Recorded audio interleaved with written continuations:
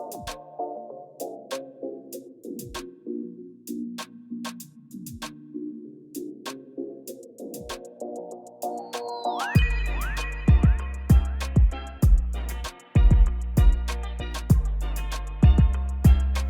back to the City Falls Podcast, everybody. This is episode 19, and Danny and I went 3 weeks without having a guest, and so to make up for it, we have 3 guests today. Hi. Today Hello. we have Evan Seals, we have Sean McHenry, and we have Nick Saia. They are some, not all, of the band members of Feast of the Antipathy. Yes. Antipathy. That's right. Antipathy. How you guys doing today? We've already got a vibe going. We just Yeah, set all this no, it's cool, this dude. equipment. It's You cool. guys came in clutch. Setting everything up, engineering, get everything set up. It gets everybody really connected and ready to go with one another. I feel like we've already been able to get to know one another very nicely, and it's nice. It sets a nice precedent. Now we're ready to go. Definitely, and so to start, just like briefly, I wanted to kind of like pick your guys' brains a little bit on how you got, because I know you guys have musical pasts and stuff, and what brought you guys to the projects you're working on right now together, you know what I'm saying? Cool. I guess like this is actually Nick's first band. Oh, really? And Nick plays like a goddamn monster. I know you've been drumming so for a while fucking though, right? Wild. Because I've seen some videos, you kill it, dude. Thank you. But I've been playing for 14 years. That's like but music is like seriously my craft. That's what I do. And I always thought about it in a perspective of, I don't really want to go to, just anybody and make a band. So this I was like, I feel like it'll find me. And I always kept that idea. And then one day it pretty much did. I found out, like, I just started dabbling in it. I quit for 2 years. And I was like, I just wasn't really feeling it. But then I fell back into it and ended up meeting Sean. And that's like my number one musical inspiration in the last year and a half is like that. And like his knowledge on everything. But yeah, first band, I met Derek and Sean around the same time. Derek, he's not here right now. It's our vocalist. And he's also an alien. Yeah, he's definitely an area. And that's where Evan came into play because Derek knew Evan. I'm his handler.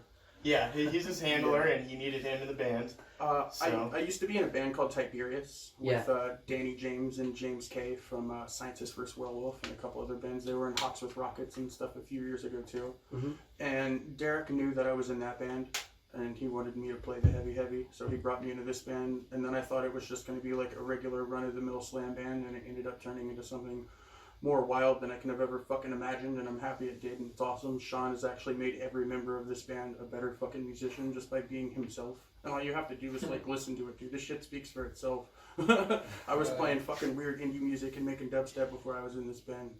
Now I can fucking like treble pick and do all kinds of wild, tremolo pick and do all kinds of wild, crazy shit, bro. It's fucking wild, bro, but it's pretty sweet.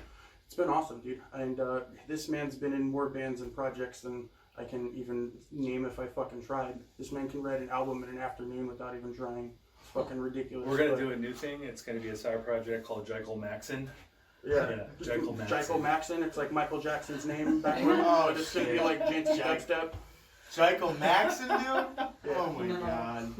Let me get you set up a little more, baby boy. I'm going to get you. So then when did that come about? Like when did this project? About a year ago. Year ago. Yeah. Nice. And then we just kind of started meeting and jamming and just like meeting up because he owns Corrector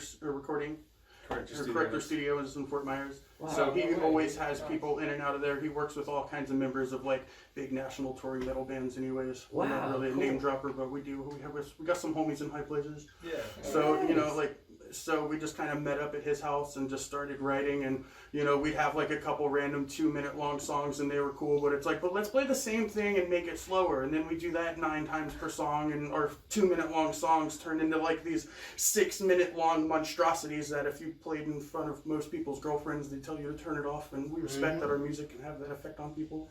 It absolutely does. Yeah. It's a moving nightmare. Yeah. That's all But it's like a cathartic release, dude. None of us have any anxiety or depression. All of us are wonderful and Yeah, beautiful I know people you're also outside of happy and everything. nice. And then you listen to our music and you're like, do I want to hang out with this kid? I hang out with girls and they're like, I would love to hear your band. And then I'm like, I think you need to give me a couple more days before I hit you with that, because I'd really like for you to know what's in here before you get to hear what comes out of it in order to make me function normally as a human being.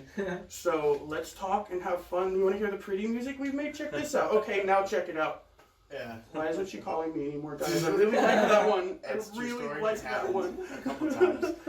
But like to me, it's like we put so much into this music and focus a lot on ambience and like.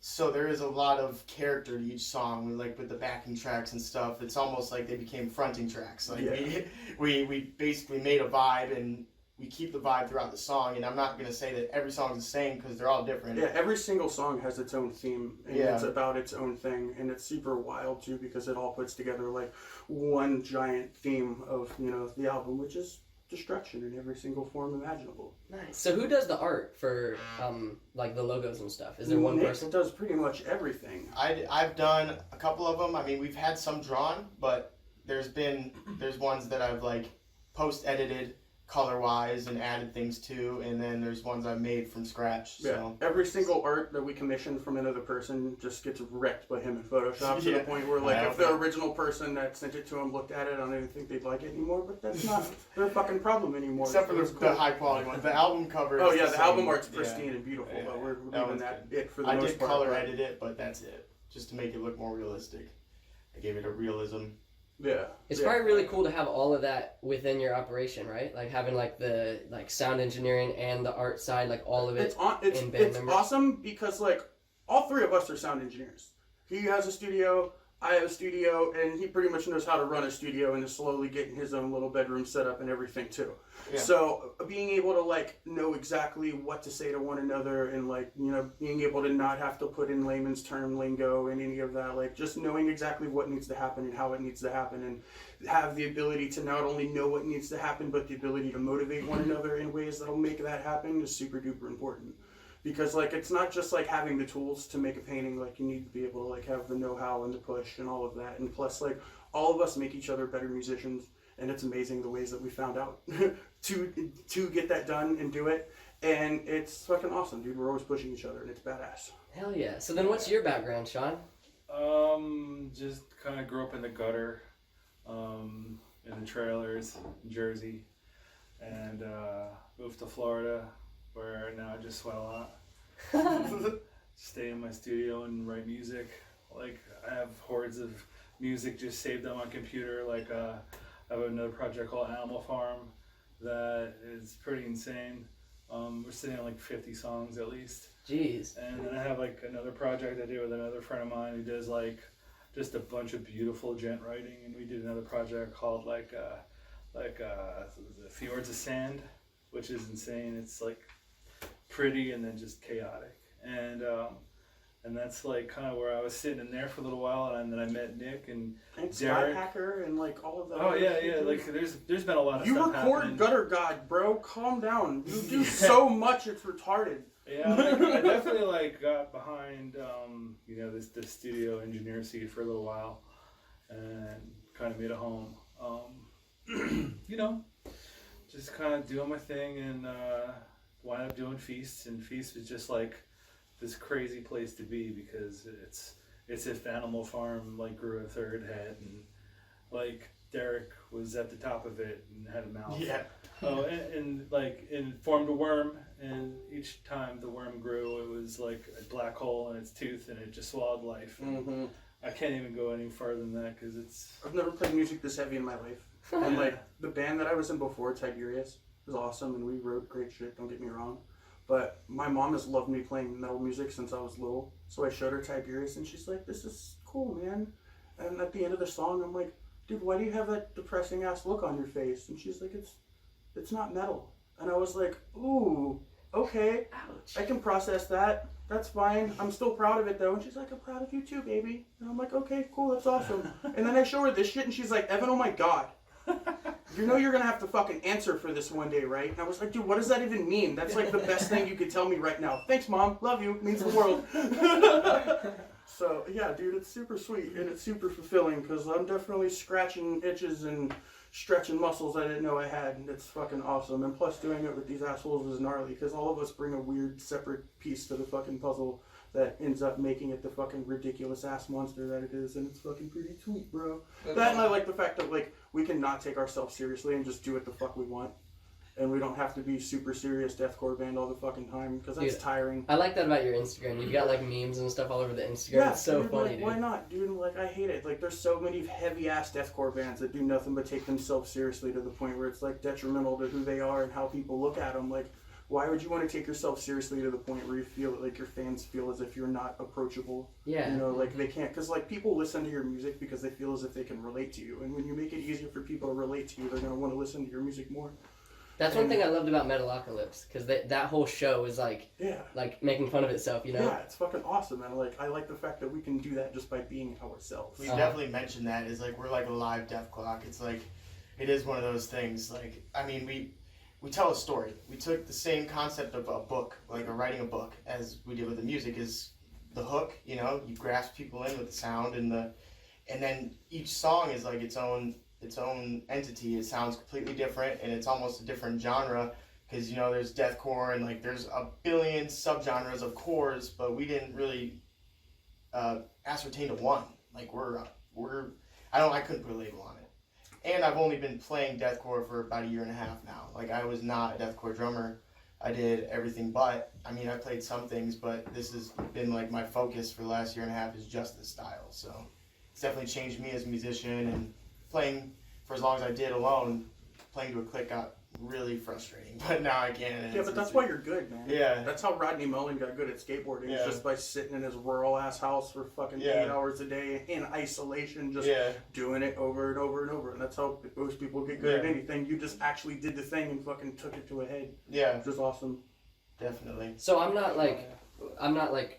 gonna use any like super technical musical terms because I don't know shit. But like with drumming, with you drumming on your own, what was like your main? I'm sure everyone's got different tactics, but what was your main like practice? Did you like look up? Because I know with guitar, a lot of people look up tabs and they'll like learn songs that other people wrote, or did you just kind of screw around and like make your own stuff? Well, I played a lot of covers by ear, and then I ended up just starting, like, my favorite thing to do would be like put on dubstep or put on like this and that and just play what felt right. Like rap, I would play to that just to get different tempos and different feels and stuff like that. That's basically where I was at with it, and like just playing to my own vibe, and it created something different. Like I have my own vibe, which is really it's almost jazz-esque because like I learned how to play single pedal and I learned how to play double pedal, but I like to play in swing beat, which swing beat is like there's a lot of stuff happening.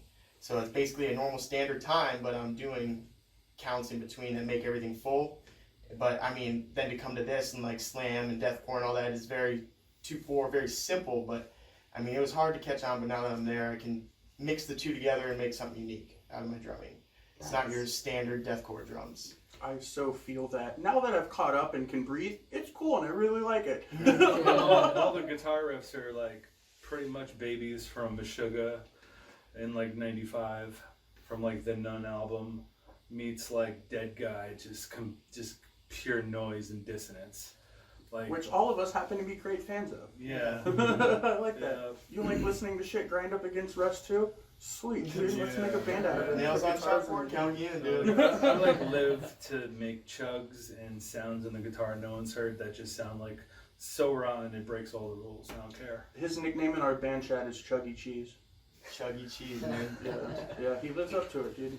So you're the guitarist? Yes. You're the drummer? Yep. Bassist. Bassist, nice. Yeah. Were you the bassist in Tiberius too? Yeah. I'll have to make a little note here with 3 9-string guitars. Yeah, so 3 like 9-string a guitars. Wall of sound. Yeah. We don't give a fuck about you or your feelings. Or your ears. Or your girlfriend's feelings. You can tell her to fuck off when she tells you to turn it off.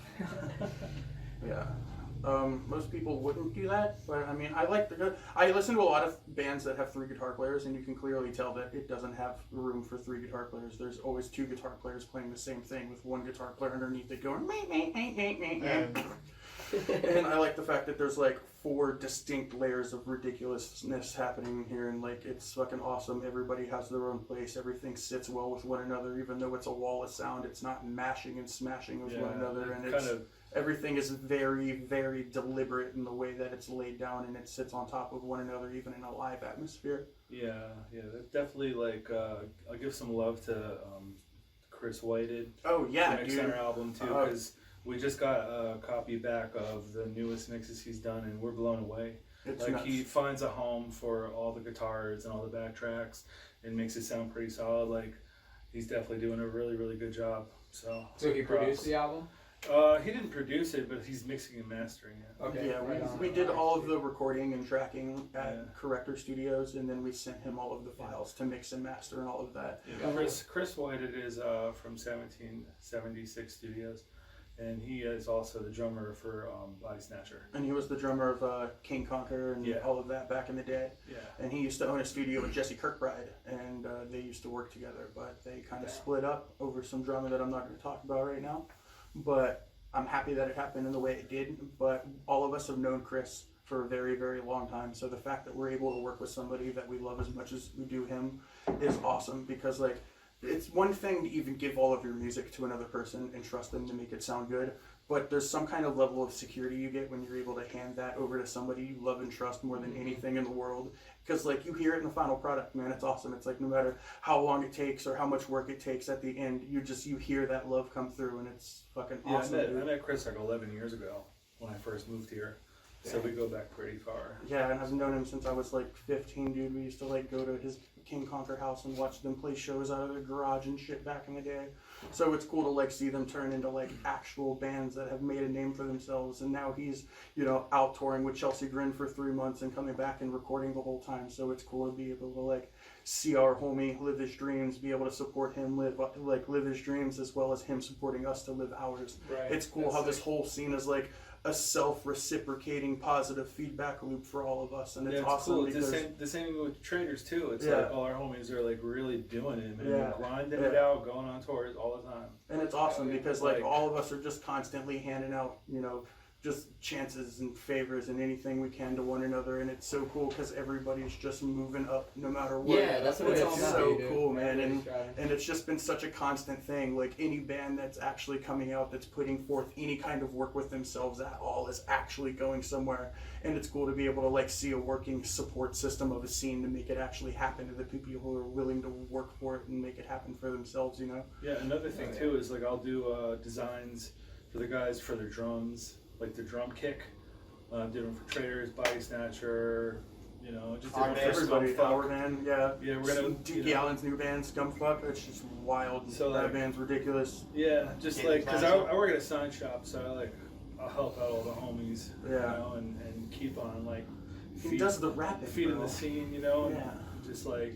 Oh, dude, it's us, you know what I mean? So on the note of community, I was wondering what you guys think about, like, I guess like the specific community of your genre of music, but also just like the local music scene in general. Like, what do you guys think? Because I know I've met some people who think that it's total shit around here. Some people think that it's really moving up. It's grinding right now. People are out there moving. There's shows happening.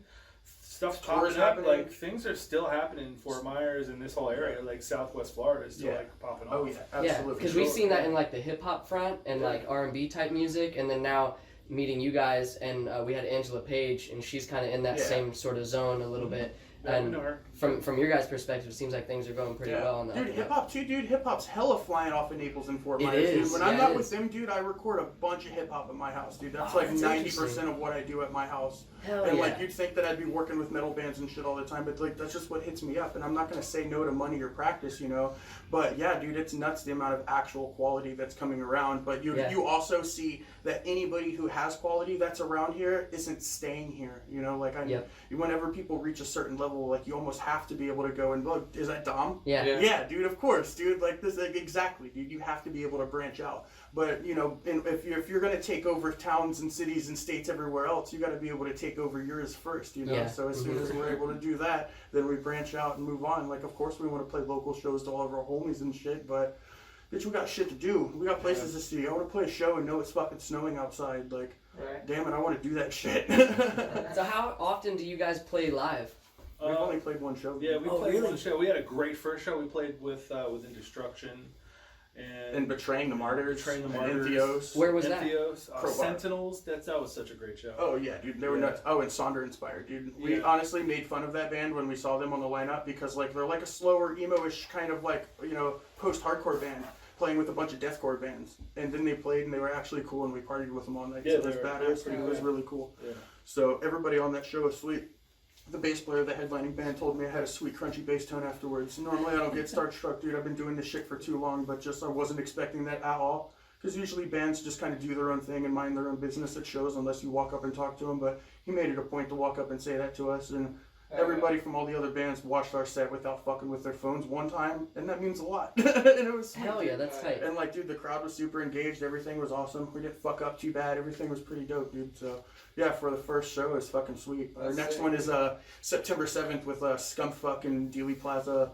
Yeah. And Must Not Violus Kill. Breed, I think. Yeah, Must Not Kill, Violus Breed, and Nail Wound. Yeah, Nail dude, Wound's Nail dope. Wound's sick as fuck, Nail dude. Wound is so dope. I listened to that because I was like the one band on the flyer that I haven't heard of yet, Yeah. and I went to scope them out. Dude, shout out to you guys, Yeah. dude. You guys are fucking Yeah, gnarly. they're If you're dope. listening to this, holy shit. Is that going to be at the same venue? Or It's somewhere gonna be at else? the Sarasota Sky Bar. Yeah, And- September 7th. Yeah. It's a Saturday too, so. Yeah, everyone come out. $7.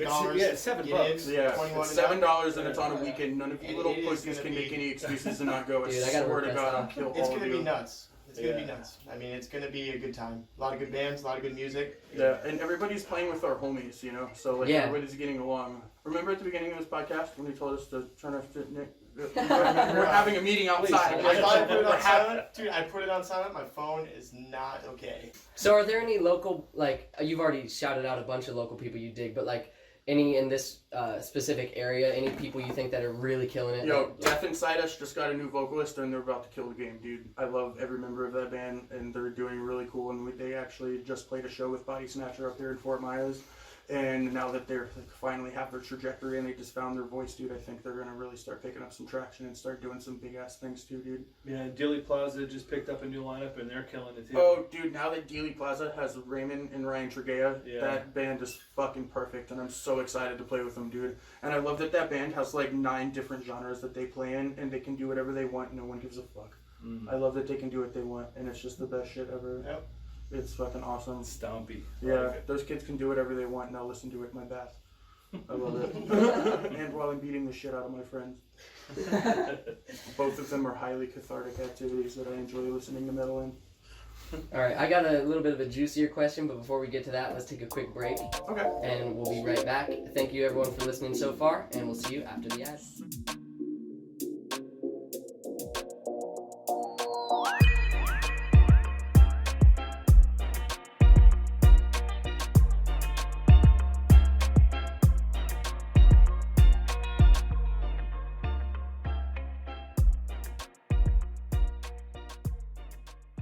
Bueno.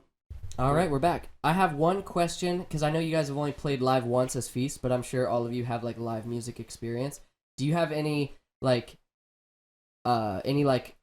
crazy? It could be crazy story in like a good sense or bad sense as far as like playing live, because I'm sure like there's all sorts of mishaps that happen as either like I guess as the band, like if you're actually in the band, something screws up or something, or like some terrible crowd interaction, or if you're in the crowd and you see something crazy happen. You guys have any crazy stories? As far as this band goes, all of us have been so far ahead of like seeing every possible thing that could go wrong or happen.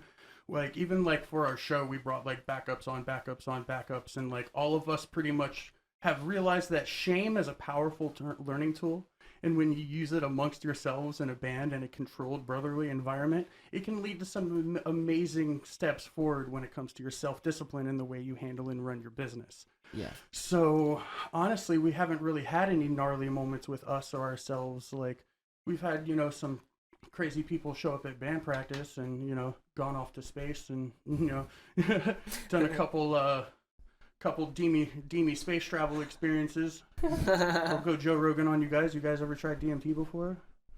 Once Danny's got before, some yeah. experience. Yeah, Yeah. it's pretty amazing. I mean, all of us have horror stories from other bands and projects we've been in and shit like that. That's something I could talk to you I went about. on a tour to Canada day long. and almost died on the way home. Let's hear it.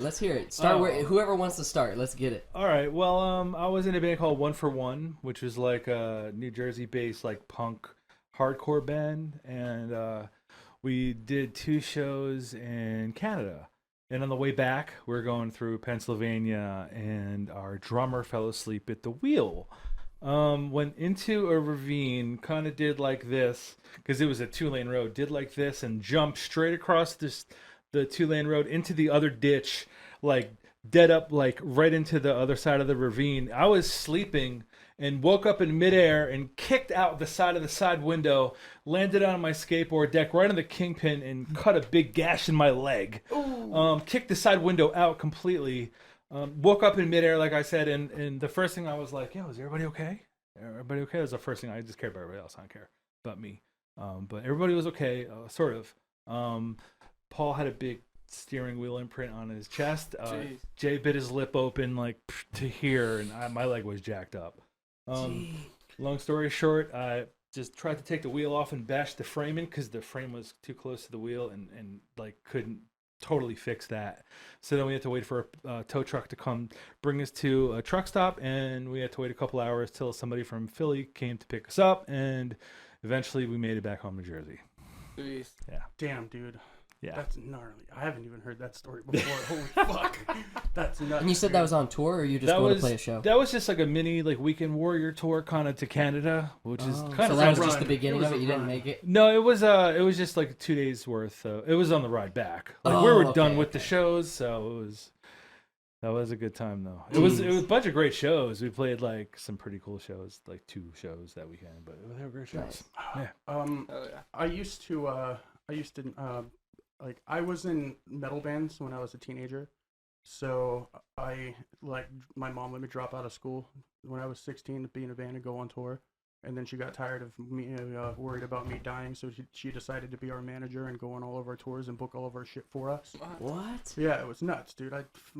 Every day that I hear other people's stories, I slowly realize that I didn't have the most normal childhood, but it allowed me to do the things that I love to do, and my parents supported me in doing that. So like, I'm That's lucky awesome. enough to be able to have that. Yeah, my parents came out to a show once or Yeah. twice even. Yeah. But after I was in those main bands, I like tried really hard to find other bands, and I just couldn't find anybody who was about it like I was. Everybody was like either just starting to smoke weed at the time, or everybody just wanted to like make just enough songs in order to play shows and go try and get pussy and shit. And just like I tried so many times, dude, like 10 times in a row. And then I started making EDM and dubstep and shit on FL Studio, and I started doing raves. Yeah, I started doing raves and house parties. So there was So like, you're like a DJ? yeah, fuck yeah, Nice, dude, hell yeah. and like a producer. I'm way more of a music producer than a DJ. Like, What year was this? Oh shit, probably from like 2010 to 2014, 15. That was when you wound up on the Nice, dude. roof.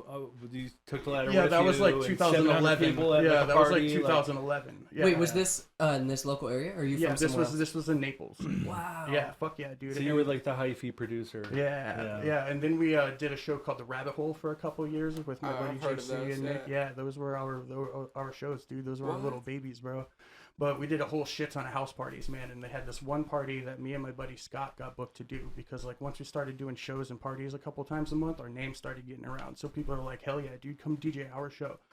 So we get booked to do the show out in the Estates, and we show up at the house, and me and my buddy Scott are the only white people at the house. And not that I care, but just like we walked up and we could tell just by like the people screaming at each other outside of the house and shit that like this might be a sketchy situation. But we still got booked to play, and it was fucking awesome. And we showed up, and everybody there was fucking badass, dude. It wasn't the back house, was it? No, dude. Okay. It was like out in the Estates. I think it was like off like 16th off Everglades. So we show up to this house, and there's probably like 100 people inside, and it's like an 1.5 acre property, all right?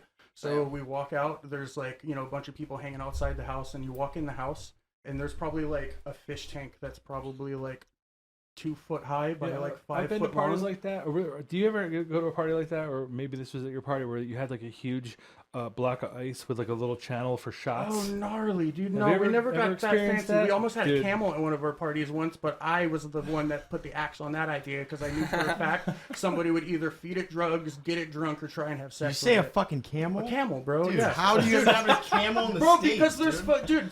there's animal preserves that are out in the estates that just have animals, Camels, and you dude. could rent their fucking animals because they need money, bro. Yeah, we're So- gonna bring this bitch to a party. Yeah, so long story short, we get booked to go to this party. We walk in. There's a big ass fish tank that's like easily $20,000 of somebody's money in 4 years of their life, easy. Yeah. And you walk in, and it's wall to wall people. So we set up our speakers, and our laptop is on top of our speakers. All right, so everybody's playing, everything's good. About half an hour goes by, and we're playing music, and this shit is fucking banging, bro, banging. So we have our playlist set up and we set it on automatic for like 10 minutes. So we go outside and smoke a cigarette, bro.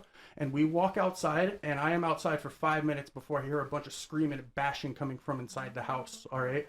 And we look towards the front door, and that front door opens, bro, and water just comes fucking pouring out of the front door, bro. And I look at Scott, and I'm like, equipment now. Go get it. So we run inside, okay? And there are people beating the fucking shit out of each other inside. So I guess someone started a brawl inside, and someone just looked at that fish tank and just went, boosh!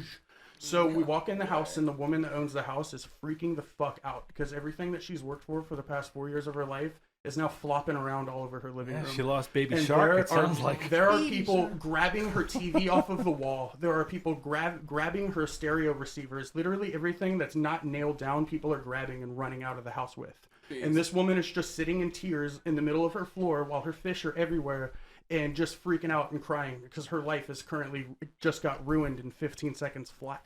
So we got all of her shit and got the fuck out of that house as like the police and ambulance and a bunch of people were screaming down the street. We got out of there within like 28 seconds. The ambulance came for the fish. They came for the fish. Yeah. No, dude, there were 2 people that were like laying on the ground bleeding all over the place. So there was just like blood, water, fish, and fucking like fish tank media all over the place. And that was like the first real moment I had as like an actual working musician where I was like, is this worth almost dying every time we do this? And that was just like, back then, that was the craziest thing that ever happened. But fuck, man, there's been all kinds of moments that were just like that one that were like, are we going to make it out of here? I feel you. So, that's crazy. Yeah. What about you, Nick? You got any stories like that? The craziest I can get is that the show we just played was my first show ever, my first time on a stage. So that's all I can say about that. And that's literally, I mean, I had some disposition. And that was one of my pedals kept moving, and I had the iPad we used for backing tracks on the floor, so my headphones were like pulling out of my head the entire show, and that's how I'm keeping time and with our backing track. So it was some disposition, and it felt, it just, I mean, it was relieving, but nothing crazy though. I haven't experienced the craziness yet, but other than that, I mean, I've been to shows and seen crazy things, but that's, I mean, about it. But as far as playing shows and stuff like that, nope. I mean, that was my first one.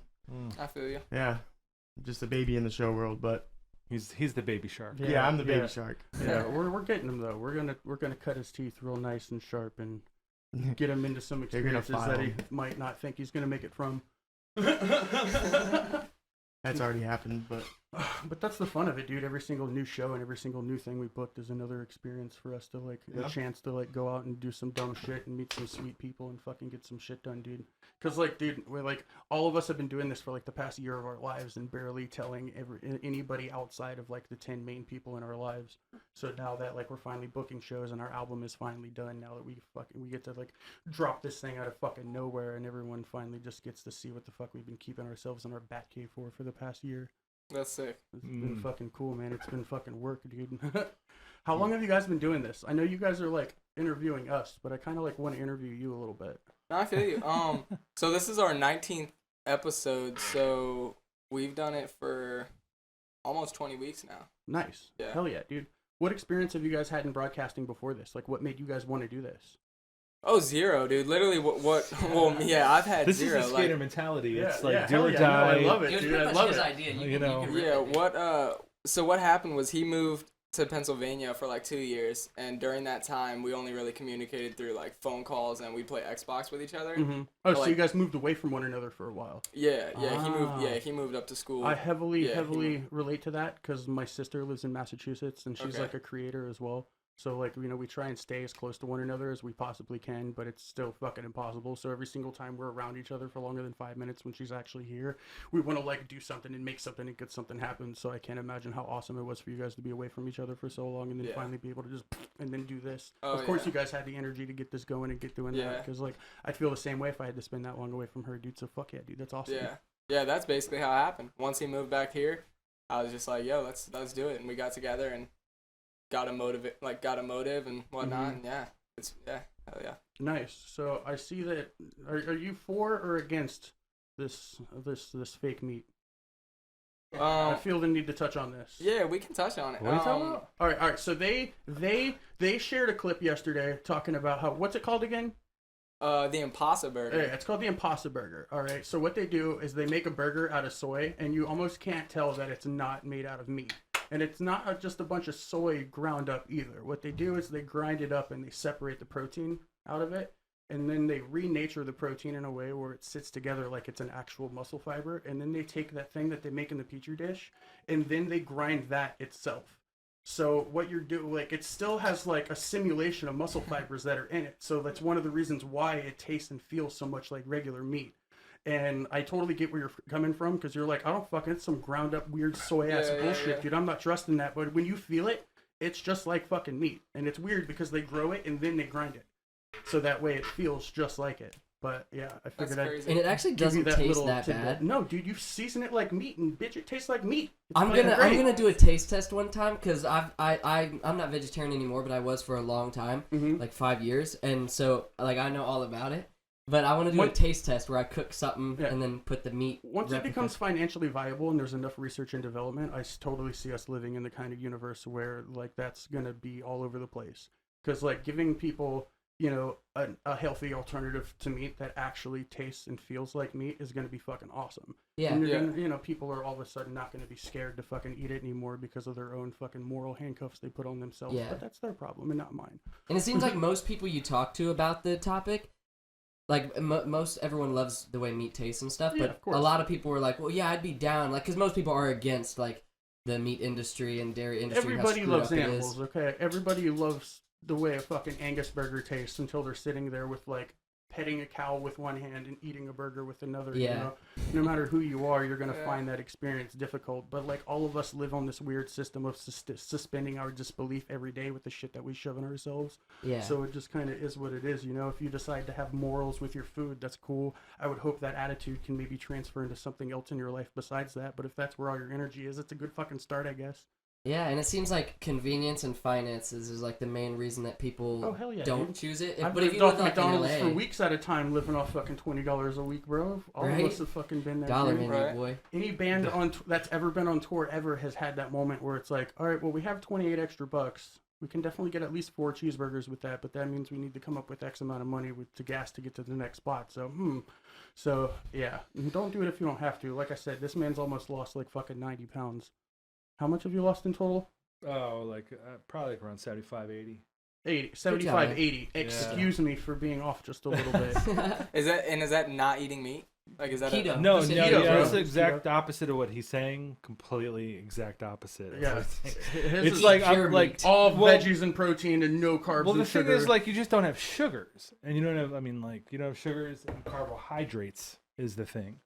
So I mean, that's so rampant everywhere you look, and when you just kind of just stick away from that, you don't eat so much, and you know, you just eat meat, and kind of it's pretty good. I don't know. I mean, everybody. I like bacon. I like the Bacon's cow. cool. And I like. It's also a great excuse to eat all that fatty shit you love, because when all of your energy is coming from fat, you're allowed to eat pork rinds 7 times a day. And it's okay as long as like you're pairing it with vegetables and taking, you know, multivitamins. It's just a different way to approach a diet or an eating habit. You know what I mean? Like, keto is dope. I liked it. It worked for me. I'm off it right now because it's not good to stay on it forever. You know, you want to do it a couple months at a time, chill a couple months at a time. That's smart. So you don't like hurt your pancreas or any of your vital body parts. The lack of sugar and stuff like that. You know? You need it at some point or another. Yeah. Plus, your pancreas works overtime, like breaking it all down. So and you can Steve Jobs the shit out of yourself and make it super angry and give yourself a little bit of cancer from not eating right, and nobody wants that. But you know, it's cool. Like that's pretty cool. Like a lot of people have been like, "What are you gonna do when you like stop doing that?" Well, I don't know. I mean, just maintain and not eat like an asshole. Yeah, that's pretty much all it takes afterwards. You know? Just but my end game is come and chill with you guys and skate. Yes. You know, I just got the new Jocelyn shoes. I got to break them in, so I see you guys got ramps in the garage. Yep, that's the training ground. You know what I mean? So we could set something up outside, a little mini ramp, like between whatever, and you know, and a little session. I know Nick will be down because he skates too. Dude, but you know what though? I'll kill the fuck out of myself on that. You don't want to hurt his hands, so we got to put some. I'm feeble. Remember those like wrist guards? No, you guys got the like Protect wrist guards, the little bump up. We got to give them to him. I gotta stay protected, man. My drumming hands and feet need to be protected. So I mean, I'm gonna skateboard in bubble wrap. I hope that's okay, but I don't think they make boxing gloves for your feet. Yeah, Dylan from Animal Farm wants all of us to just be bubble wrapped because he loves us so much. Yeah. He doesn't want because he doesn't want any of us getting hurt. We gotta sign all bubble contracts wrap. when you come skate here. Yeah, all bubble wrap, man. All of bubble us wrap. are fucking wily to the point where that's just like not any kind of realistic guarantee though. So Yeah. he's just gonna have to fucking deal with that one, dude. Yes. So so what would you say your best case scenario for the end of this is? Like, how long would you guys like to take it? I mean, like, of course you guys, you guys have done this for what, 19 weeks? This is the 19th week, dude. Mhm. Hell yeah, dude. That's So, like a lucky number for me. So I'm just making that up. who all else are you guys trying to get on here? Dude, do you Like want that to other comedian's badass too, could- but there's so many other people. We Dude, have a name hand- drop, dog. We have a Do it. handful of people that we have lined up Mm-hmm. that we just haven't scheduled yet because we You work also full-time don't have jobs. to blow your full load either. You can just tell us a couple funkin' funny ones and cool ones if you want, bro. All right. I'll give a couple names, but I won't list the whole line. Well, we've been in talks with Colin O'Brien and his wife Frankie. Yo, Colin and Frankie are some of the nicest people in the whole world, dude. He's done all my tattoos. Oh yeah, dude, he did my fucking cat tattoo, dude, and I'm gonna get a whole bunch of them too. I'm gonna get Chris Farley Are from. you talking Frankie Colt? Yeah. Frankie Oh, Colt and she's Colin so O'Brien. dope. She's so Yeah, awesome, dude. right? Yeah. Shout out for Frankie sure. Colt. For for sure, real. for sure. But I was in Tiberius with Colin for like a year and a half. Yeah, I And listened to him. Before Tiberius got together, I used to run sound and lights for a band called A200. And they're like a cover band from Fort Myers that have been playing around like the Lonnie Kai and Buddha Bar and shit for a million years. And he was their vocalist for about 6 months. So I worked with him when he was in there, and then we formed Tiberius when he was together with that That man band. can sing. Hell yeah, he can, dude. Dude, It's have fucking you- awesome. or have That you man's been- put every vocalist of that band to shame, dude. I love it. Have you been listening to his new stuff, Cobra? Cobras is great, dude. Cobras is fucking awesome, him, dude. bro. I like their like indie rock. The thing they were doing before was awesome, but the fact that they're taking like that synthwave thing and really taking it to the end Yeah. is fucking awesome. Mhm. Because every single member of that band has their own style and way that they do things, and the way that they all put it together is fucking awesome. That and like Colin and Frankie's voice together is fucking sweet, dude. She sounds like the lady from the Cranberries on fucking steroids, and I respect Yeah, that. I Colin like just sounds like Colin, anybody bro. doing music nowadays that's like anything wave just seems like they're kind of in this like the no vibe of how to make like good retro music come back to life. Yeah, exactly. And You like know? I like that you can listen to them and instantly know that it's them, and they're not doing the same ass dumbass bullshit. That Yeah, everybody man, else they got is their own doing, vibe. Like, It's dude, fucking I so saw cool, them dude. at Nice Guys, and like I've seen bands there before. Like, I don't get out too much. I want to get out more and like see more different Yeah, types of hell yeah. bands and stuff. But I went and saw them, and compared to anyone I've seen before, they had like a whole vibe. Maybe Yeah, other hell yeah, bands do dude. this too. I'm not sure, but like they had like she handed out like costumes and stuff for the Yeah, frontliners hell yeah, to like dude. wear. It's awesome. And dude, his bass strings were all like glow in the neon? dark and Oh yeah, stuff. dude, he neon, uses all the and- neon DR strings, dude. I It's loved fucking it. awesome, dude. And I wanted to get him on ever since like I met him and he did my tattoos and stuff. He was just an interesting dude. And Yeah, hell I yeah. wanted to get him Hella on. busy nowadays though, because his tattoo career is taking the fuck off. Yes, Between it is, that dude. and Cobras, dude, they're like Talented, doing a lot. yeah. And then, but then I think it was after I saw him live and I met up with him after and like bought merch and like talked with him and stuff after the show. And then I did this flash. And then whenever I did that, Frankie was in his office helping with the whole like flash sale craziness. Yeah. So I talked with both of them and I was like, we do a podcast. It'd be really cool to talk with you both because she does Yeah. really awesome stuff too. But yeah. Oh, all of her solo shit Yeah, was her, awesome, and, dude. her and Angela do stuff together, right? Yeah, Yeah. they do Cool. it's not that similar to us, but it's like a Southwest Florida podcast type deal. Yeah, Word, They're killing it, yeah. That's super cool. It's cool how interesting. this whole scene sort of like got each Yeah. other's back. Yeah, it's awesome. That's dude. awesome, I yeah. like it, and Yeah, it's I cool love too that. because there's so many more people that are active than were before, and Yeah. like being able to like keep. I like it. I like that it's to the point where it's impossible for me to keep my ear to the ground and know everything that's going on. Because, like, I like the fact that there's a lot of podcasts going on. I like the fact that somebody told me about you guys and I found out about you guys. And I haven't heard from you guys before, and you guys are on the up and up, and that's so fucking sick. Yeah, and I'm that's so game. If fucking you guys know cool, anybody dude. else who wants to let us on a podcast, we'll talk to everybody. We want everybody to know about Feast. Same thing of too, the dude. If I can help you, Antipathy. if I can help you guys, or if we can help you guys Yeah. get guests on here, dude, I would love to scratch. That's what your it's back. all about, Dude, man, dude, for that'd sure. be so Yeah. sick, dude. And like I said, dude, anything as far as like digital consultation or anything in like engineering and all of that, dude, I can definitely. All of us can definitely help you guys get this thing to the next level because yeah, obviously you guys have the heart to do it, and this is a sweet ass little spot you guys got in here. So Appreciate being it, able bro. to take this thing to 100% of what it could be would be fucking awesome, and I'm sure I'd be honored to help you guys, and I know these buttholes would too, because they feel the same way. Hell yeah, man. We help. One thing I wanted to ask you, it's more like specifically to you because I Uh-huh. follow you on Facebook and see Yeah. the stuff you post and whatnot, but I guess all you can give input. Yeah. So like, you post some funny ass memes on the internet. I'm not very confident about a lot of things, and I am definitely not a narcissistic individual, but my meme game is strong as fuck. I can definitely admit that, only because like I love and cherish my fucked up personality and sense of humor, so I'm cathartic with that by way of memes, and if anyone else can love and get inspired by that as well. I also don't give a fuck about people or their feelings in regards to people being offended. And that's what I wanted to talk about, because you learn a lot about yourself from the things that offend you, bro. You have a lot of I don't give a fuck. Yeah, I like it. I wish other people did too. I don't give a fuck. I don't give a fuck about anything, and I'm just gonna do what I want. Yeah, but like also when I put my head to something, god damn it, I'm fucking like relentless about it to the point where like it will consume my life. OCD. And give me anxiety and make me ADHD as fuck. But also I love that. And see, that's why I wanted to bring it up, because me and Danny are huge fans of comedy and stuff like that, and like a lot of the I used to do stand-up, man, but I haven't done it in like forever. I've only done it like 4 or 5 times. I could see that, dude. I could see But that like, too. but that was like when I was in between Tiberius and these guys, and then as soon as like these dudes sucked me up, dude, I like just kind of stopped just because like I wanted to put my time in that, and plus with like work and all of that, I quit my job a year ago just to focus on audio engineering and just focusing on music. So like I haven't really been able to give that the time and focus that I want, but also that gives me lots of room to like post whatever crazy shit I want to on Facebook, because even though other people see it as entertainment and people enjoy and get humor from and enjoyment from what I post, honestly it's just practice, man. Yeah, for sure. Because if I can make people laugh on there, you can make people laugh on a stage. Yeah. And it's different because like when we're in a communicative conversation like we're in now, there's already momentum happening. You know, you're going to say something and I can crack a joke off of that and make you guys laugh. But when you're on stage, you have to create your own momentum and get the room going at that level just by yourself. And that's like a whole different animal, you know, so that takes a whole lot of time and preparation. And any comedian who thinks they have 60 minutes of material has 10 at best. Yeah. So any stand-ups that are listening to this, don't fucking lie to yourself and get back to the pen and piece of paper. And I'm saying that to you because I need to say it to myself.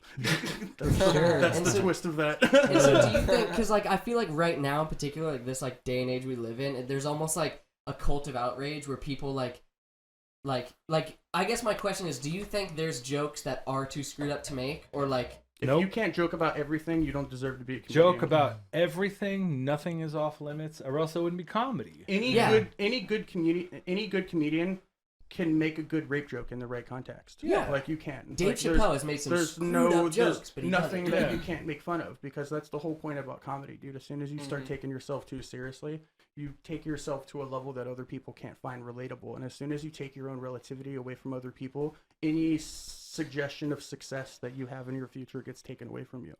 Because the only people who interact with your media are the people who want to be your friend. They want to know what's going on. They want to know what's going on in your life. And if you're not approachable, people aren't going to want to interact with you, you know? It doesn't matter how much you don't give a fuck. If like you should not give a fuck to a certain point, but like you want to be approachable. You know, that's the whole point of all of it. That's what I think like the biggest point of every single art is, whether it be music, comedy, whatever it might be, is the personality of the person, the individual, or as the group, is what you bring to the table and how unique it is. Because like, you know, that's what gets you the farthest, is just being yourself. I feel like that's with everything. Yeah, exactly. Every single chance that I've ever had in my life that I realized I was trying too hard to be something I might not, always ended up in a circumstance that was less than what I desired. And so that's how I developed not giving a fuck so much in the first place, is because every single time I had that conscious decision of, man, fuck it, I'm going to go with it. I might fuck up, but whatever.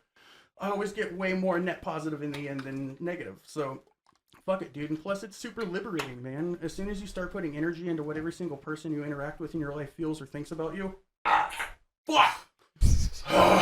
He'll be the dude that dances around you having a good time, no matter what. He'll be there dancing around. Yeah, you don't have to feed me alcohol or anything, too, dude. It's fucking wild. The reason why I got into the rabbit hole in the first place is because I was doing a haunted house at the time. I did the JC's haunted house in Naples at King Richard's for like 5 years in a row. Because me and my mom and my sister are super into like movie effects, makeup, and shit like that. That's something I do that I never really do anymore. That's why I went to Pennsylvania. Never really have any chances to do it. But we had 5 years in a row where we could do that. And my character was a giant psychotic baby that had fake blood all over himself and was in pigtails. Yeah.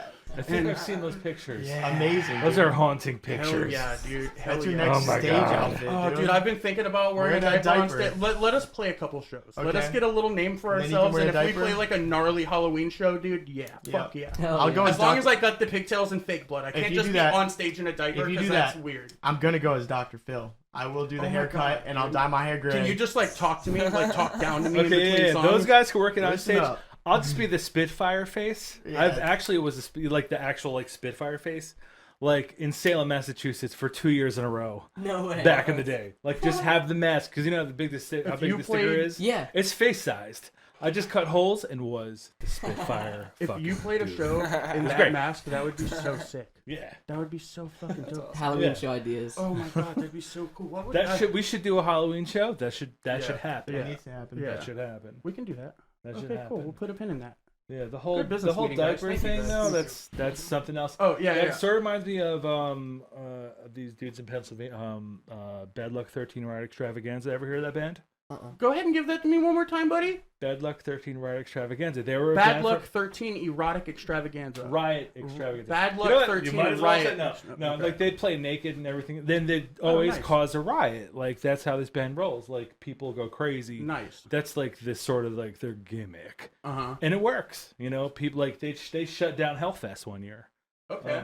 But yeah, Cool. that whole like diaper thing, Yeah. kinda, that would be Cool. something they do. Yeah. So But what- they'd play naked with a pink guitar. Oh, You know what I that's mean? so Like, awesome. It's like some more hardcore than Blink-182. That's for goddamn sure. But there was probably like 2,500 people in this building, and they had like 9 go-go dancers that they hired on stage.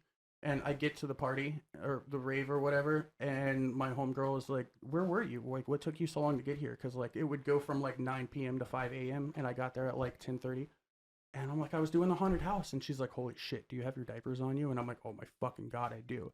So I fucking went out to the car and threw one on and threw a bunch of Yeah, fake your blood all over diapers on myself, you. bro. Hell yeah, dude. May I keep I that ask- motherfucking thing on me, May son. I ask why you had the diapers on you and why that wasn't the plan in the first place?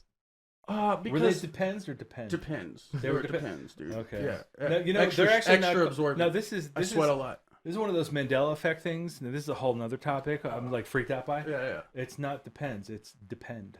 Do you know this? There's no S. Really? Yeah. No. What? No. Dude, What? yes. Don't fuck me up like that right now.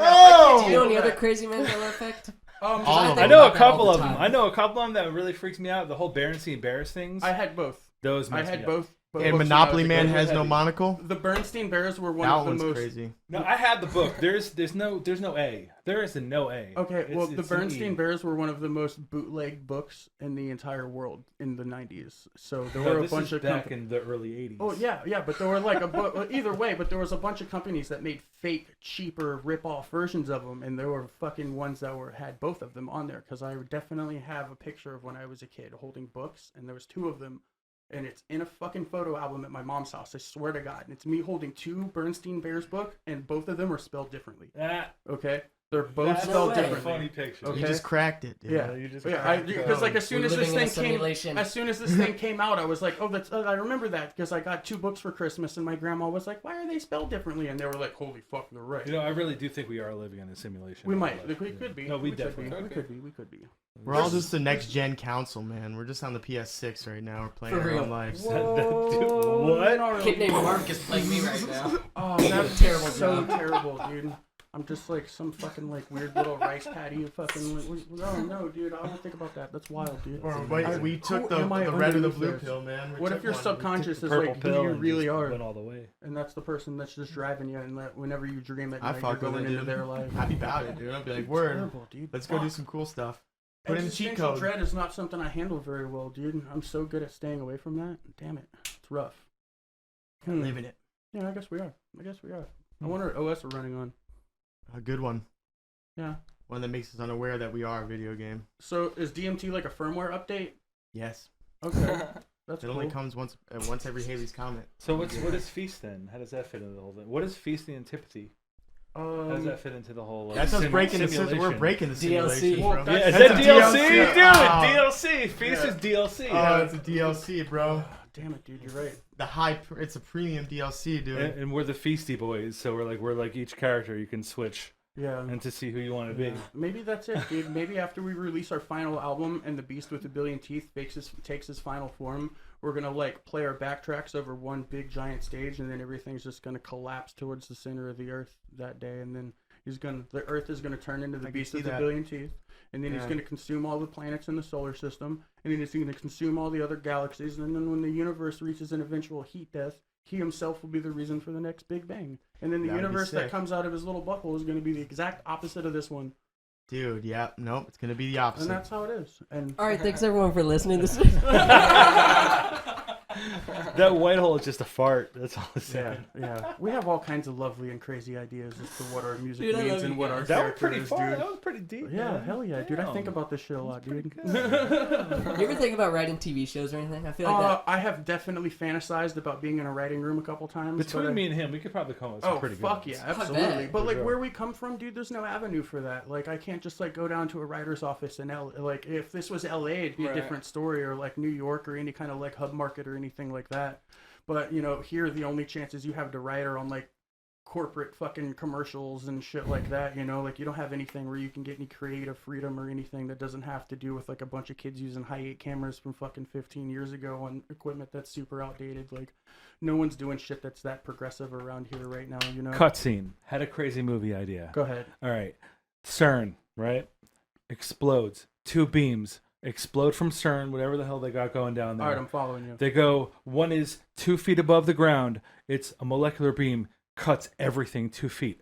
Right. Another beam, 6 foot, Okay. cuts everything. Just Okay. goes around the planet a couple times. Okay. Just disintegrating everything at those 2 levels. So then we're gonna have mice people in like 60 million years. Or you just gotta jump at the right time. You Yeah, jump just at the right Through time. it, like Yeah. through Here it. comes Oh, again. dude, it's like jump Yeah. rope, but death version. Yeah, you know what's Death crazy? jump I actually rope. saw like I'm gonna go home and buy a trampoline. some now. like a vid.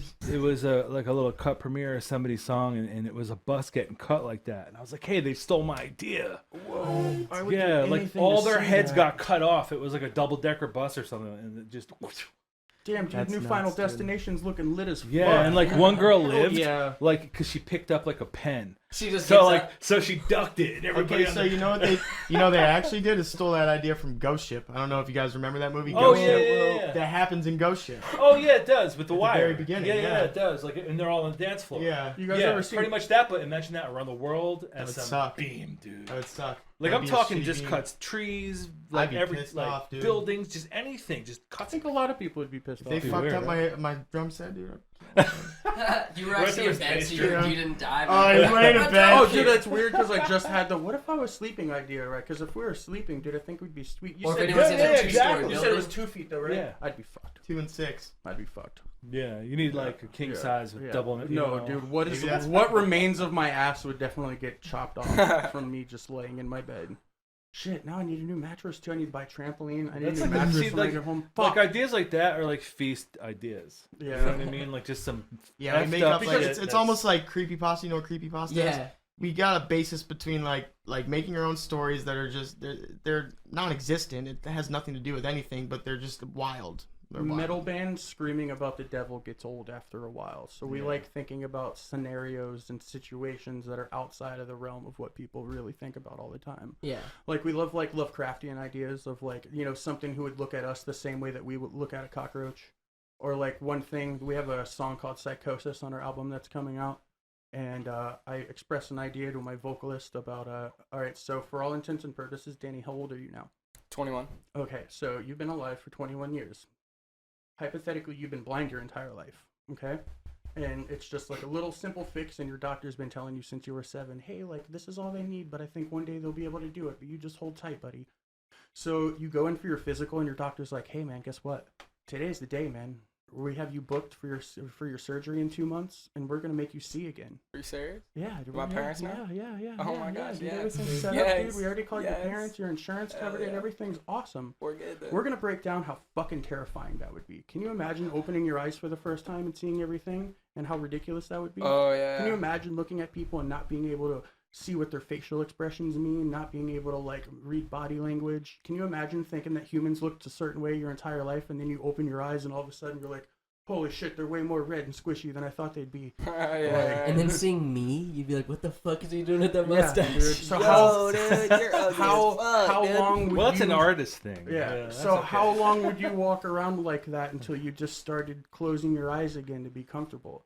So the whole story is about that happening to somebody and him just like coming unglued at the end and not being able to handle it.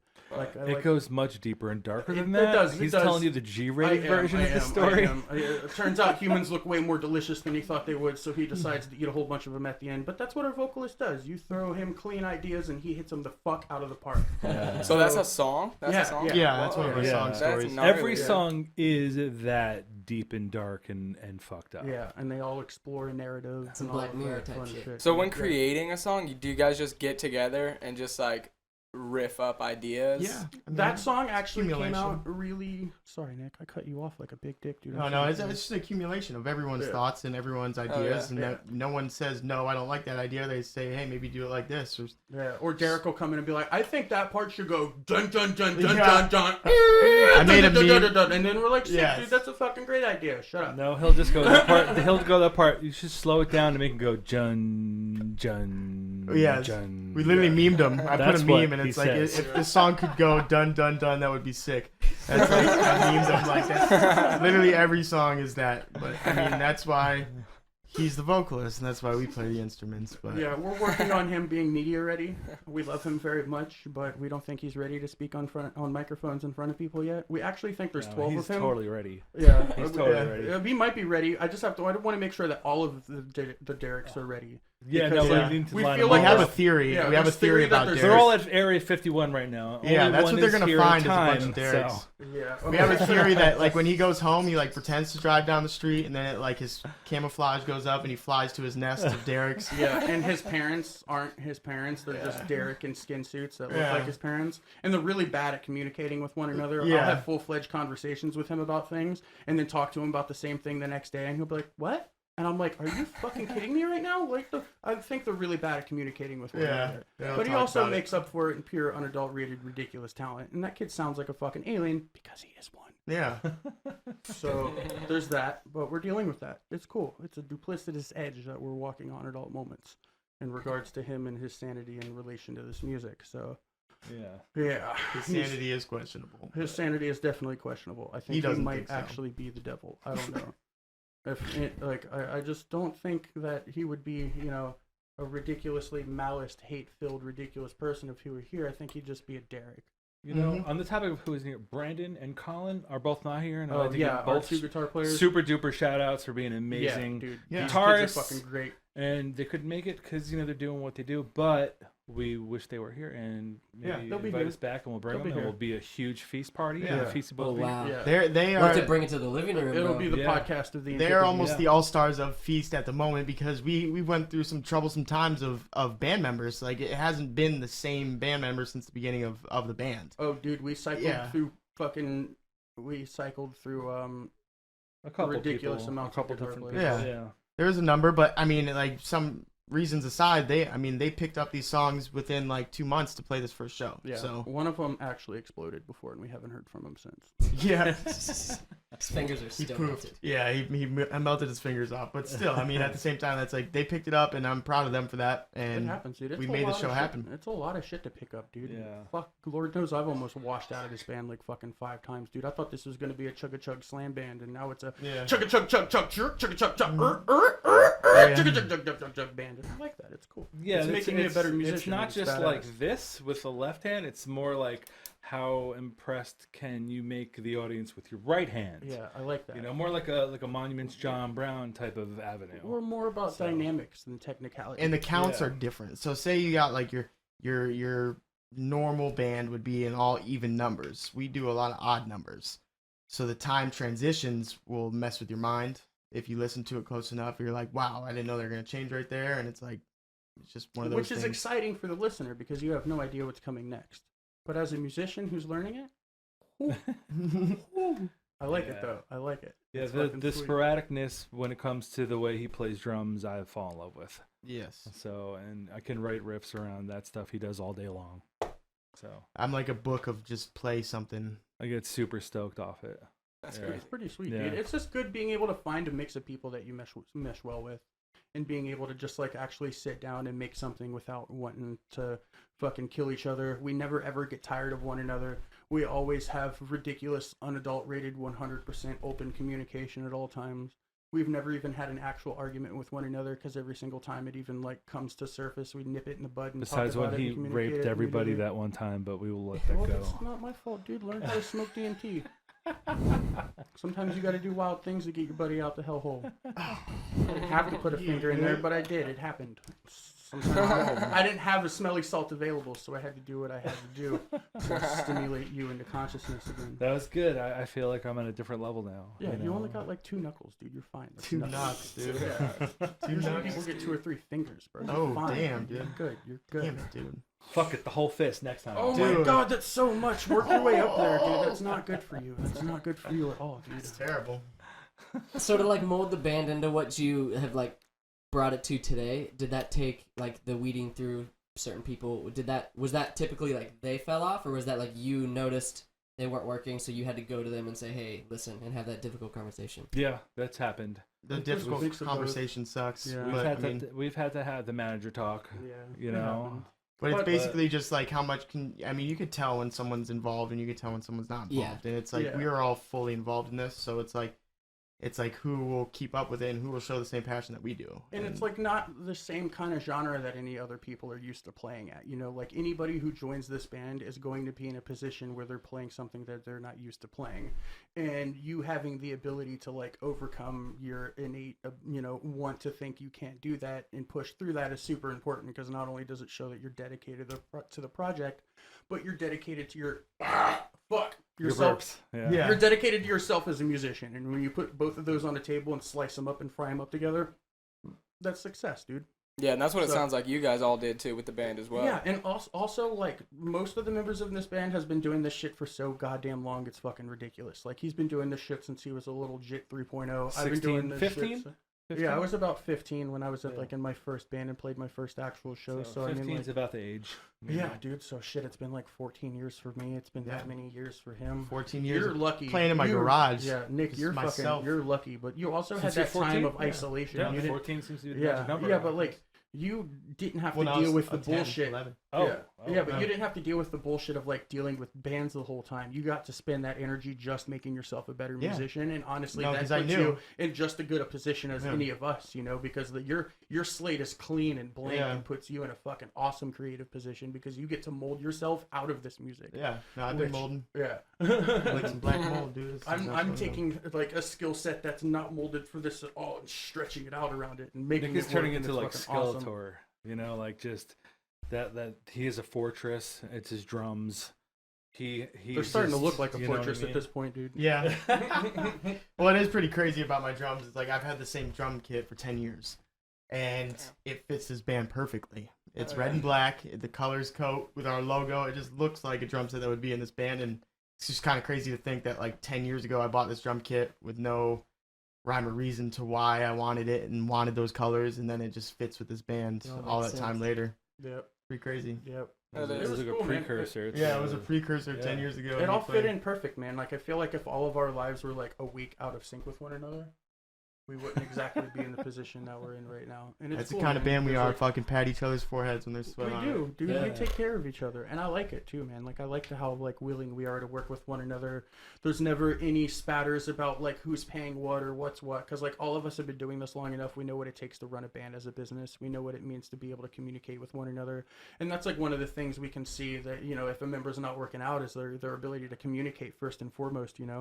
Because if you can't communicate with each other in a creative environment, how are you going to be able to communicate with each other when you're living off of a $20 a week, food budget and, trying to make sure that everything's good and heavy and flowing and profitable, So, you have to be able to make sure that you can live in a van with each other for 6 months and not hate the fucking shit out of each other. So if you can't do that within the first 3 weeks of you learning some riffs, dude, you're not going to fucking cut it. So far everybody's been able to do good. Like we've definitely had some scary moments with each other, but that's part of growing up and doing the thing and fucking being determined and setting goals and making sure it fucking happens, dude. That and just like fucking knowing exactly what we need to do to motivate each other. It's everybody's a different kind of freak genius. Yeah. Is really And we what all it let is. each other's freak genius shine. Yeah. And What we it sounds also like, yeah. ripping each other's freak genius out and staring at it and seeing how it works because it's so Yeah. fucking alien to Turning how it it into a works. song. Yeah, because Yeah. all of us have drastically different creative processes. All of us use drastically different kind of equipment and stuff to do what we do, and all of us have drastically different skill sets that are coming together to make something like this. And I feel like if we didn't have that dynamic with one another, we wouldn't be able to come up with the product that we just came up with. So I feel like that's pretty much the grand deal of the whole thing, is being able to like take that and make it in a way where they can all sit nicely and play with one another. So as of right now, are you putting more of your effort, would you say, into like the album you're working on, or are you focusing more on like playing live, or just are you doing a constant balance of both? Well, right now the only thing we're waiting on is our album to get done. We're on the Yeah. second round of edits. You know, with usually any producer, you know, you get like 3 back and forths, and every single time he does a mix, he sends it to you, and then we listen to it and write down a couple things and send it back, and you know, you get a couple rounds of that. So we're on round 2 of 3, and once we make notes for this new mix that we got, the next one that we get's going to be our final. So the only thing we're working on is just making sure we can play all of the songs at 100%. We're Right. just going to start So- booking shows and book as much media as we possibly We're kind of yeah, going at this back point. and forth, like to answer your question. We're playing we're learning the songs as we go. Like we have 8 songs, and we're learning them like in 2 different sets. So we have a short set, and then we'll have a second set, and eventually we'll have a full set. Yeah. So it's sort of like because we picked up members recently that are newer, so we still we're all learning together. Because I wrote all the stuff with Nick, so musically it's more like I need to teach them like how it all goes. You know what I mean? And like it's 3 And the little guitarists, tidbits and the so it's dynamics like and all of it's like that. playing Tetris. In Yeah. a way, you know, so it's like what part Playing goes Tetris with a where. purpose. Yeah, it's like Yeah. being an orchestra Yeah. conductor, but having to use your other hand to play a game of Tetris at Yeah. the same time. Yeah. Yeah. So it's kind of heavy for me because it's cool, you know, because it's like, all right, well, you wrote all the shit. Can you now remember it? You know what I Yeah. mean? And, Yeah. and it's cool. It's like I get a chance to relearn it, you know, and teach it at the same time, Yeah. and it just becomes all that much better. Yeah, it's you know what I awesome. mean? That's probably fulfilling to see the whole band carrying Yeah. out a And vision. it's, Yeah, it's yeah. cool to be able to sit and write and make everything over the course of a time and not focus on like learning everything and making sure everything, just putting it all into the creation of the music is awesome, and it, you know, was able to give us enough freedom to come out with the product that we're coming out with. It's just a little weird to have to retroactively go back and have to learn everything, but we're doing it, and it's fucking awesome, man. It's like we did things a little different, but everything about this fucking shit's a little different, so we're just kind of like riding it as it goes along in the only way we know how to, and so far so good, so fuck it. It's a really cool experience. Yeah, so Yeah. far it's been super duper sweet, man. And like Yeah. once we finally get this video out, it's gonna be awesome. What channel are we releasing it on again? Slam Worldwide. Slam Worldwide, motherfuckers. Yeah, Slam God damn Worldwide, it. man. Yeah, it should be sweet. Could be a lyric video for our longest song But- that has a feature on it. So I mean, it's gonna be cool. Hell yeah. And we had a couple like label offers already too. So which is badass. A couple of Yeah. them were like 360 deals that we're just gonna like throw off the fucking table, but some of them are actually really viable and worth looking at. So it's cool.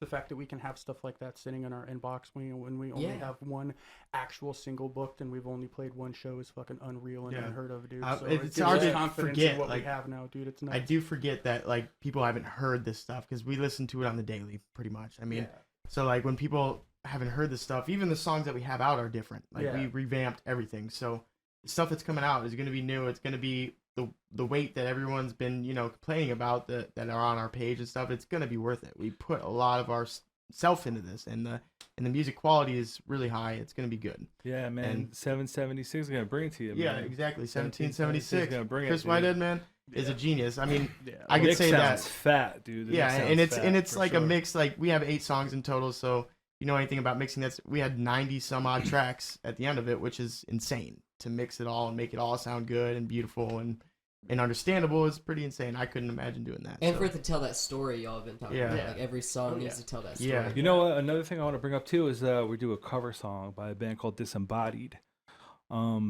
Amazing band I came up with in Jersey, and I asked them. I was like, "Hey, you guys, would you mind if I covered your song?" And they were super cool. They were like, "Yes, totally down. Cover it. so stoked, right? So we all put it together, and I'm like, hey, we're gonna put it on our album. Is that cool? They're like, yes, so stoked, totally down. So we're looking forward to playing that one live too. Honestly, that's probably going to be one of my favorites to play live too, because the whole song is just so ridiculously cathartic, and like it's not that it's not a complicated song, but it's just like it's exactly what it needs to be, in the point where like it's simple to where it gets its point across, and it's going to allow all of us to just go absolutely ballistic on stage. And I feel like that's really going to be able to Disembodied, one of the bands that like were like really innovative back in super ahead of their time, dude. back in Super the day. ahead. He told me what year this song came out, and I was like, dude, get the fuck out of here, because it sounds like new metal from the early 2000s, almost even heavier, dude. That's almost a disrespect to the band, dude. Yeah, it was like before all of that, dude. Like way low tuning, and it just has great vocals, good style. It was like Chuck a Meep Meep to your heart's desire. It's like you think about these heavy bands that came out in like 2000, like Slipknot and all them, and like this stuff blows that stuff out of the water in heaviness. Yeah. And it came out years and years before, and I mean most bands of our time, they mix songs that people know. I'm sure that 75% of people won't know about this band, but they will after this, because it brings it to light. And I think the cover we did shows a lot of respect to the band, because we kept everything the same. And I mean, there's the part at the end is a feisty part, but it's still the lyrics and it's still... of course. We're gonna feastify a cover, The Feisty Boys doing their thing. That's what we gotta do, man. Kept it as original as we could, though, definitely. Yeah, but that's in any part of a cover, dude. Any band, anybody who wants to actually hear a band do a cover, of course, wants to have it. They want it to have the natural dynamics that it had before, but they want the band to be able to put their own twist on it, and that's usually the thing that makes people a little over 50% excited to see any cover song. But yeah, dude. So is it looking like it'll drop in 2019, or is it still too far? It's gonna be soon. I would say, because once we do the Doomsday thing, we're gonna work on our SoundCloud, Bandcamp, wherever we're gonna release it on. And we're kind of do like it's gonna be on all platforms basically, but it'll be on all platforms by Halloween. Yeah. Wow. Yeah. It's soon. I mean, because we've been holding it for a long time, and like physical the mixes CDs is gonna be done. We're gonna have CDs, we're gonna have merchandise, all that stuff. Yeah, coming together. Fun merch. Actually, we need to have another brainstorm meeting about some merch. Dude. Yeah, because I mean, some funky with our art, what we did with the art is we have 8 songs, but we're making undies, dude. We have 8 different art pieces, one for each song. So that's like most bands kind of just do one piece of art, but we did 8, so that's the combative part of getting it all out on one place, but that's gonna happen. So merchandise is gonna be endless for a while. And like, dude, that's like a fun little arena that you can do whatever you want to, man. Like, we have so many wild ideas for merch, dude. It's ridiculous. Like, I have this little program that I use, and it stretches out audio without changing its pitch. So, and it makes it sound wild, dude. I can't even use words to describe how it makes it sound. But we're gonna take each of our songs and just like run it through this little deal, because it like turns each one of them into like a 45-minute long. He showed it to me. Like, it's awesome. It's so wild, bro. So what it keeps it pristine too. It keeps it pristine, so it still feels exactly like the song, but it's 45 like minutes of like what the fuck is going on right now. Stretched. Yeah, so what we're going to do is we're going to do that to every single song on the album, and we're going to put it into a big box set where each individual song has its own box, and each box has no words or anything on it, just symbols and runes dedicated to the individual theme of the individual song. And then we're going to do 8 different boxes, and we're going to put them into one big box, and it's going to be like an audio Necronomicon of just like 4 hours of fucking just y'all are on another level. Yeah. So that's going to be it all kind of feeds back into the art, like the beast with a billion teeth. Like, that's like everything to us, man. Each album is going to be darker and deeper and sicker and crazier than the next. Because this album is just the very first iteration of our mascot. This is him coming to fruition and him coming to his first form. This is just him, destroying people in the earth. Every story has to do with the beast in some way. He either caused it, or he is it, or it's about him.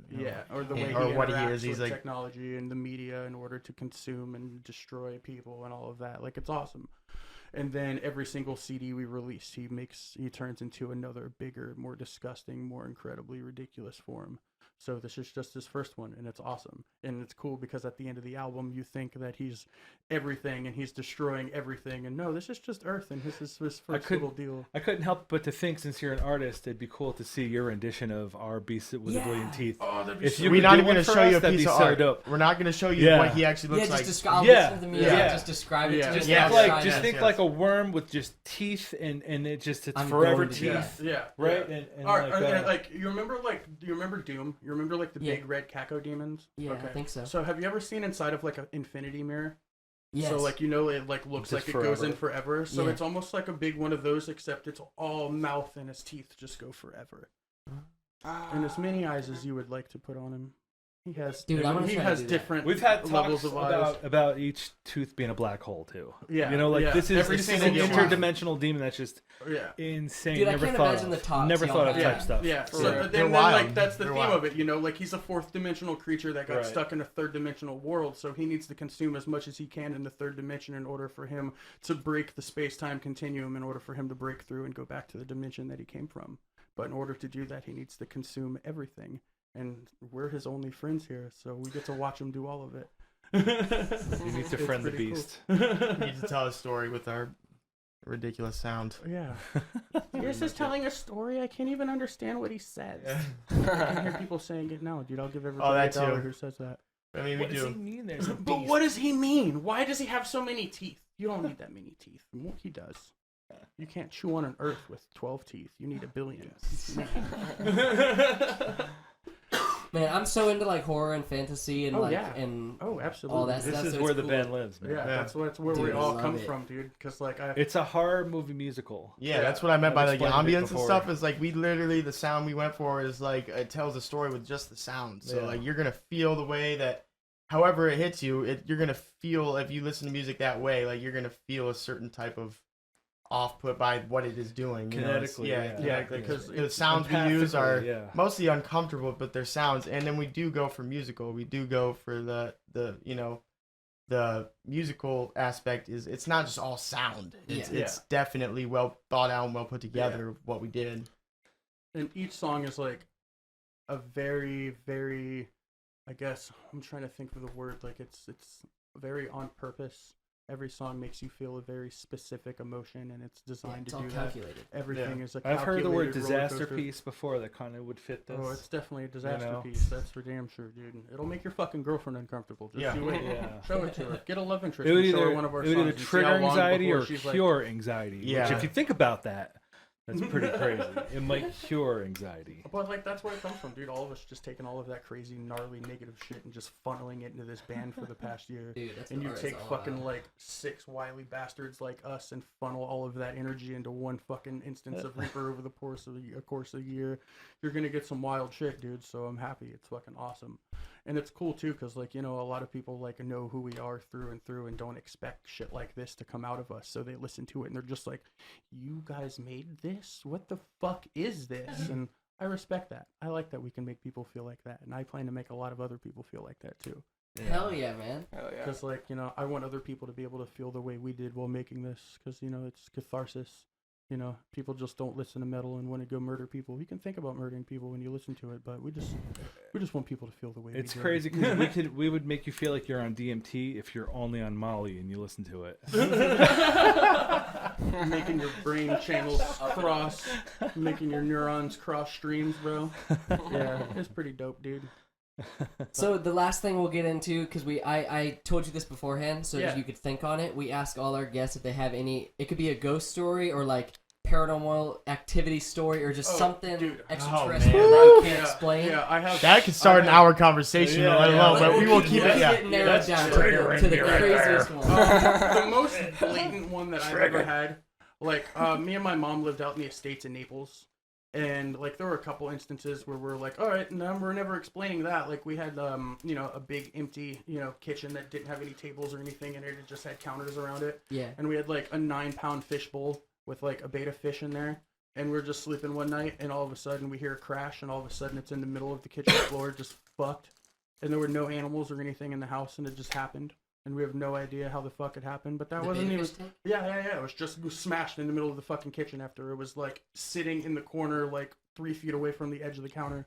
You picking up Yeah. a vibe here with this broken fish tanks? And Yeah. like It's a fucking theme. weird, bro. It's fucking The weird. fish are all hitting But the tanks. the one that really stands out with me is my mom used to have a 5-acre property out in Naples. So whenever my band would have shows, we'd have everybody from the show come back to the house. So we were having parties at my house every weekend, and that's how I was able to pick up the traction for the raves and everything that happened afterwards, because we already had people hanging out at the house.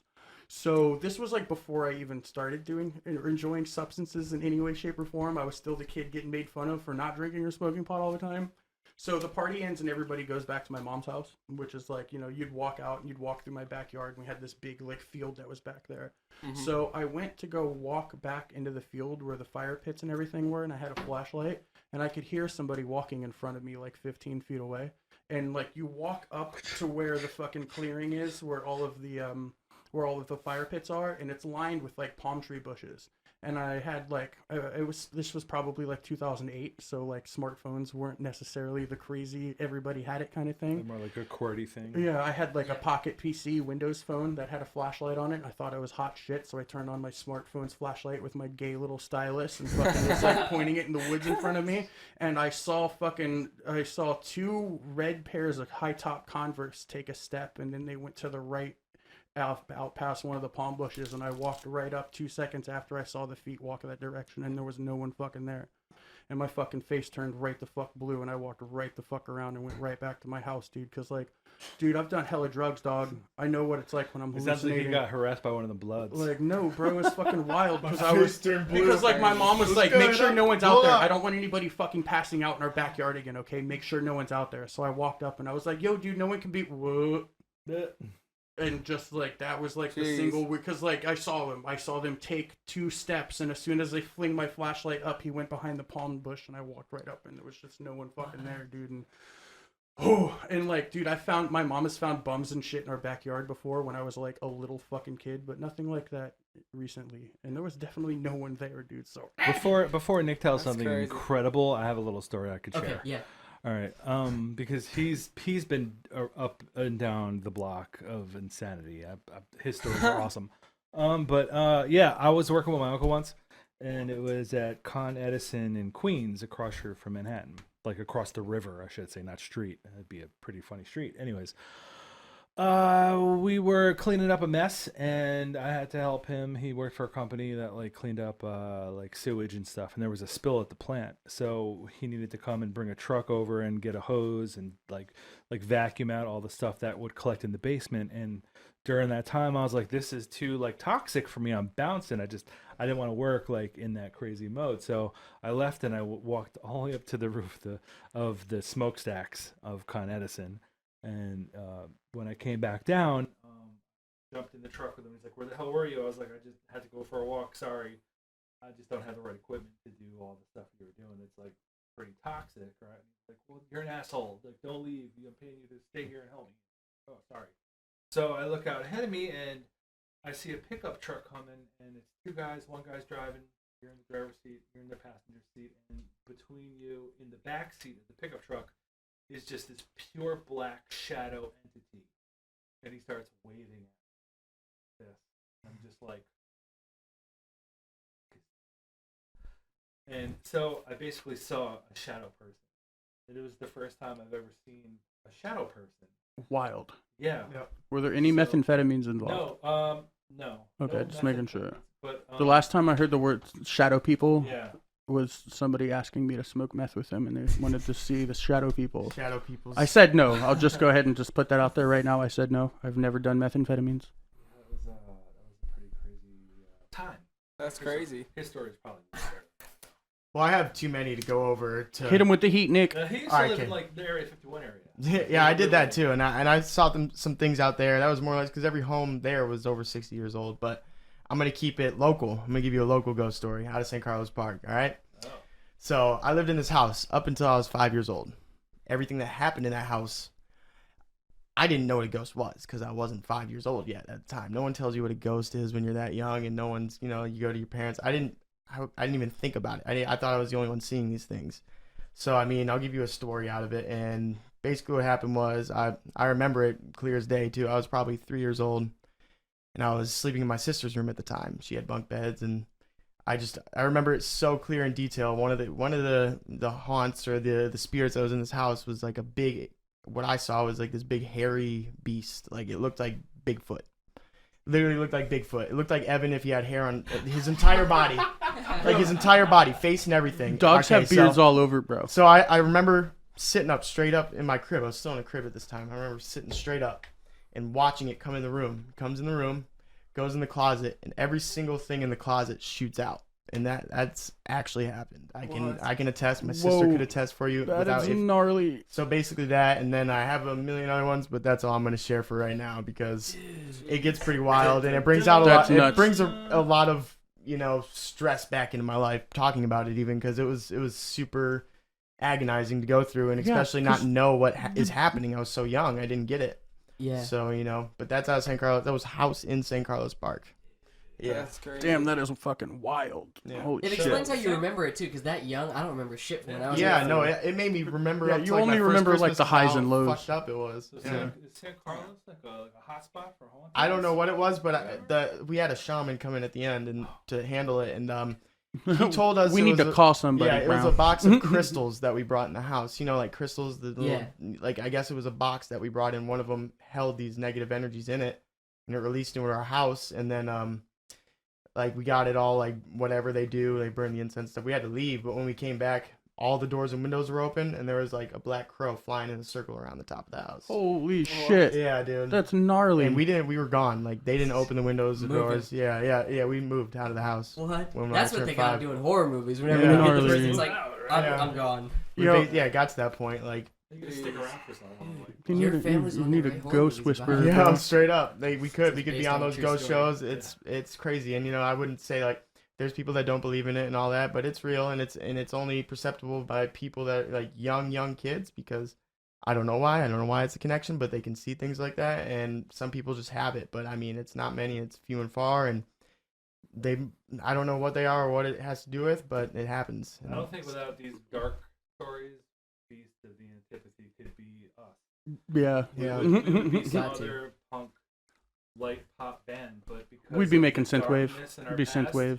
I think it gives us a chance to like lean into it Yeah. and kind of embrace like the things that we've seen or Mm-hmm. done. Just mash it into something positive. Yeah. Oh, or, yeah. Like, befriend it, obviously. Yeah. You know? Yeah. And- That's a good way to put it. We are almost like befriending it. Yeah. I like it, dude. Yeah.